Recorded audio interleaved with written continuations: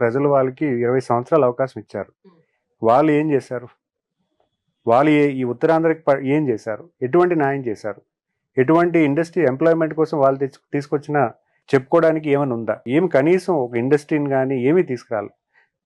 కంప్లీట్గా ఉత్తరాంధ్ర అభివృద్ధి పట్ల ఉత్తరాంధ్రలో మంచి లైఫ్ స్టైల్ క్రియేట్ చేసే విధానంలో కూడా వాళ్ళు ఫెయిల్ అయ్యారు. ఈరోజు చూసుకుంటే గ్రామాల్లో చూసుకుంటే 70-80% వలసలకు వెళ్ళిపోతున్నారు. స్పెషల్లీ నా కాన్స్టిట్యున్సీలో there are lot of villages which are empty. పని కోసం అని చెప్పి ఇంకా వేరే ఊర్లు వెళ్ళిపోతున్నారంటే ఎంత దయనీయ స్థితిలో విజయనగరం జిల్లాలో ఉందని మనం చెప్పాలి. దానికి కారణం ఎవరు? బొత్స సత్యనారాయణ ఫ్యామిలీ. వాళ్ళ కుటుంబ పరిపాలన వాళ్ళ తాలూకు అభివృద్ధే కోరుకున్నారు. కానీ వాళ్ళు విజయనగరం జిల్లాకి చేయాలి, విజయనగరంలో ఒక ఇండస్ట్రీస్ తేవాలో, లేకపోతే ఎంప్లాయ్మెంట్ క్రియేట్ చేయాలో, లేకపోతే కనీసం కొన్ని డిపార్ట్మెంట్స్ ఎంపవర్ చేస్తే లోకల్ ఎంటర్‌ప్రెన్యూర్‌షిప్ డెవలప్ చేసే విధానాన్ని కూడా తీసుకురాలేకపోయారు. సో వాళ్ళ ఫెయిల్యూర్ ఈరోజు ఉత్తరాంధ్రకి పెద్ద. ఈరోజు మనం చూస్తే 6 monthsలో ఉత్తరాంధ్రకి ఎన్ని అభివృద్ధి పనులు వచ్చాయి. ఈరోజు స్టీల్ ప్లాంట్ అవ్వచ్చు, లేకపోతే పెట్రోకెమికల్ ఇండస్ట్రీస్ అవ్వచ్చు.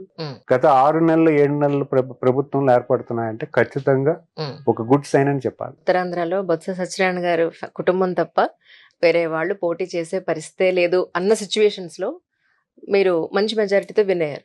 ఎలా అనిపించింది సార్ ఆ రోజున? చంద్రబాబు గారు ఏమన్నారు మిమ్మల్ని చూసి?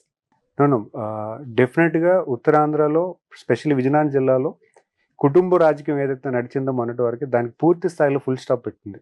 ప్రజలందరూ కూడా తిరస్కరించారు. ప్రజలందరూ కూడా మార్పు కావాలి, కొత్త నాయకత్వం కావాలి. ఈరోజు విజయనగరం జిల్లాలో most of them are first timers.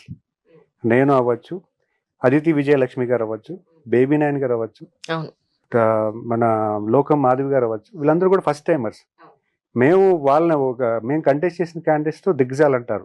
కానీ మేము నమ్మింది ఏంటంటే ప్రజలతో ఉన్నప్పుడు, ప్రజల సర్వీస్ కోసం, ప్రజల మెయిన్ కోసం ఆలోచించినప్పుడు ఎటువంటి వాళ్ళైనా కూడా, ఎటువంటి పెద్ద లీడర్ అయినా కూడా ఓటమి తప్పదు.